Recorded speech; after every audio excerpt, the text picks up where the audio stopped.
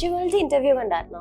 ഞാൻ ഇത് കണ്ടായിരുന്നു. ആൾക്ക് തൈറോയ്ഡ് ക്യാൻസർ ആയിരുന്നു. അത് ആ സർജറി കഴിഞ്ഞപ്പോഴത്തേനും എന്റെ സൗണ്ട് ഫുള്ള് പോയി. അത് സ്വാഭാവികമാണ്, തൈറോയിഡക്ടമി കഴിഞ്ഞാൽ സൗണ്ട് പോകും, ഫുള്ള് പോകും. ശബ്ദം പോയതോടെ ഞാനങ്ങ് അടഞ്ഞുപോയി.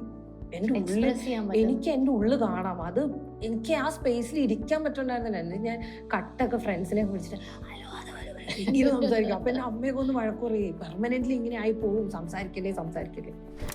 ഈ തൈറോയ്ഡ് ക്യാൻസർ മൂലം ചിലവർക്ക് ഇതേപോലെ വോയിസിന് ചെറിയ പ്രോബ്ലം വരാവുന്നതാണ്. എന്നാൽ ഈ തൈറോയ്ഡ് ക്യാൻസർ പൊതുവേ നമ്മുടെ വോയിസ് കംപ്ലീറ്റ് ആയിട്ട് കളയാവുന്നതും ആണ്. പക്ഷെ ഈ കേസിൽ ജുവലിന്റെ ആ ഒരു പോസിറ്റീവ് ആറ്റിറ്റ്യൂഡ് കാരണം അത് മൊത്തത്തിൽ ശരിയായി ഇങ്ങ് പോകുന്നു. പിന്നെ ആ ചെയ്തേക്കുന്ന സെന്ററും അത്യാവശ്യം നല്ലതാണ്. കാരണം എന്താണെന്ന് വെച്ച് കഴിഞ്ഞാൽ പൊതുവേ ഒരു തൈറോയ്ഡ് ക്യാൻസർ നമ്മൾ സർജറി ചെയ്താൽ കുറെ പേഷ്യൻസിന് വോയിസ് നഷ്ടപ്പെടാറുണ്ട്.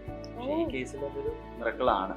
അപ്പൊ ഈ തൈറോയിഡിന് ക്യാൻസർ വന്നാൽ വോയിസ് പോകും? അതാണ്, തൈറോയിഡിന് ക്യാൻസർ വന്നു കഴിഞ്ഞാൽ അത് നമ്മുടെ വോക്കൽ കോർഡ്സിനെ ഫങ്ഷൻ ചെയ്യിപ്പിക്കുന്ന ഞരമ്പുണ്ട്. അതാണ് നമ്മുടെ റിക്കറന്റ് ലാരിഞ്ചൽ നെർവ് എന്ന് പറയുന്നത്. തൈറോയിഡ് ക്യാൻസർ ഒരുപാട് അഗ്രസീവ് ആയാലോ അല്ലെങ്കിൽ വലുതായി പോയാലോ അത് പോയിട്ട് ആ നെർവിനെ അങ്ങ് പയ്യെ അമർത്തും. ഇത് അമർത്തി കഴിയുമ്പോൾ ആ വോക്കൽ കോർഡിന്റെ ഫങ്ഷൻ കുറയും, എന്നാൽ പൂർണ്ണമായും നഷ്ടപ്പെടില്ല. അപ്പോൾ ചെയ്യുന്ന സർജന് അതൊരു വലിയ ചാലഞ്ചാണ്. അത് ആ ഞരമ്പ് ഒരു പ്രശ്നം കൂടാതെ അതിനെ തിരിച്ചു കൊണ്ടുവരില്ല. അത് ഈ കേസിൽ ഇപ്പൊ അതാണ് സംഭവിച്ചേക്കുന്നത്.